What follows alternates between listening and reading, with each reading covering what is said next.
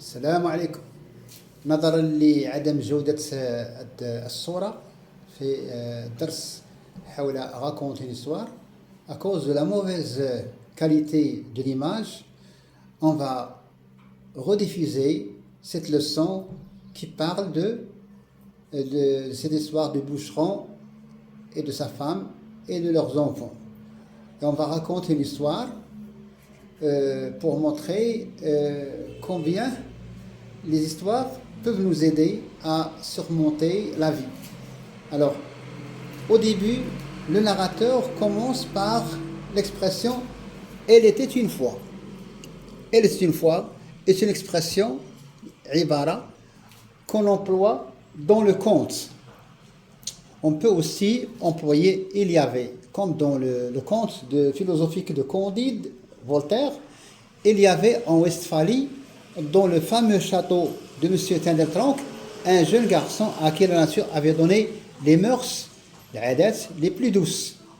Il était une fois un bûcheron, Al-Hattab, qui amassait le bois de la forêt pour soit se réchauffer à la maison quand il fait froid, ou bien pour le vendre, ou bien pour cuire.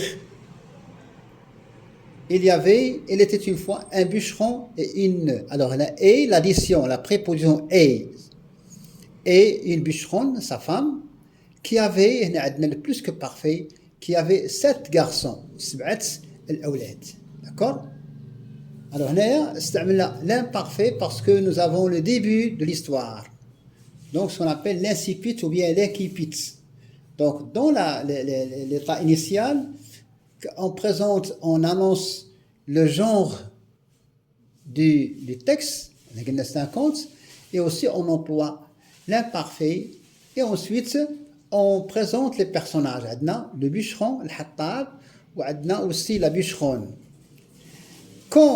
Alors, le plus jeune des garçons, As-Saghir, était fort délicat, yani qu'un darif.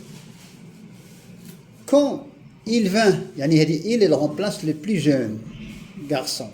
Quand il vint, le verbe venir au passé simple. Quand il vint, l'action de venir, on va prendre donc c'est le passé simple. Quand il vint au monde, quand il naquit, quand il vint au monde, il n'était guère plus gros. Ne guère, ne jamais, pour exprimer, nous avons ici la forme négative. Il n'était guère plus gros que le pouce. الإبهام كان صغر من الإبهام. هذا عندنا هنا une ironie. Il n'était guère plus gros que le pouce. Aussi on l'appela petit poucet. Petit poucet. Alors عندنا الإبهام هنايا عندنا le pouce, l'index, le majeur, le mineur, le petit auriculaire. هذو ce sont les doigts, أصبع ديال اليد. أما بالنسبة للأصبع ديال الرجل كنقولوا les orteils. Alors, on a présentation, alors on a l'annonce le genre, on a un conte, on a la présentation des personnages, et on a aussi l'emploi de l'imparfait. On n'a pas encore présenté le lieu, bien l'espace où va se passer l'histoire. Quelques années, deuxième paragraphe, un paragraphe, quelques années plus tard, on a annonce, on a un indicateur de temps, pour montrer que nous avons un texte narratif, ou bien un récit. Quelques années plus tard, hélas, la famine fut si grande, le verbe être au passé simple.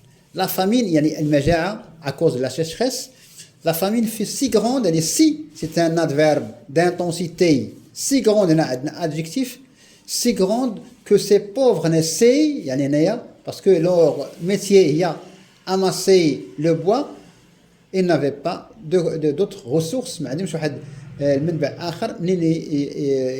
D'accord? Ces pauvres gens, le bûcheron et la bûcheronne, ils amassaient le bois, ils n'avaient pas d'autres ressources pour vivre agréablement. Ils n'avaient pas de quoi nourrir leurs enfants. Alors, la famine fut si grande que ces pauvres, les démonstratifs, que ces pauvres gens résolurent, yani décidèrent, قرروا de se défaire, يعني بغاو يتخلصوا de leurs enfants.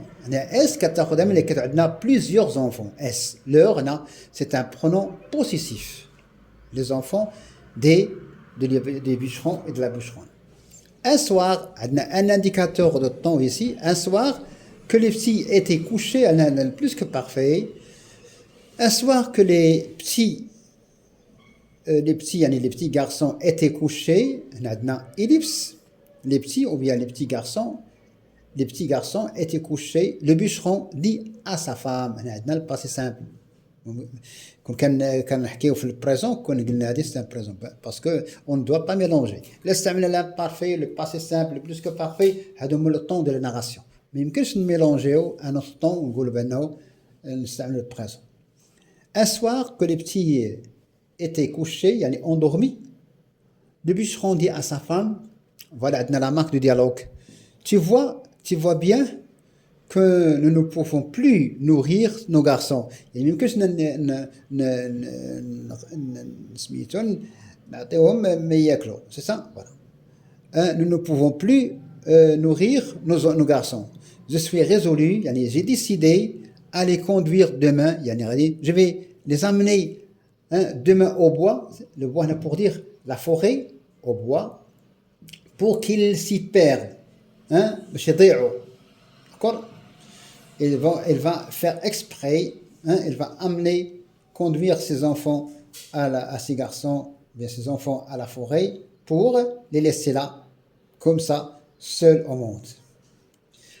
Ah, alors la bûcheronne, sa femme répondit, ah, s'écria la bûcheronne, pourrais-tu toi-même abandonner ainsi tes enfants?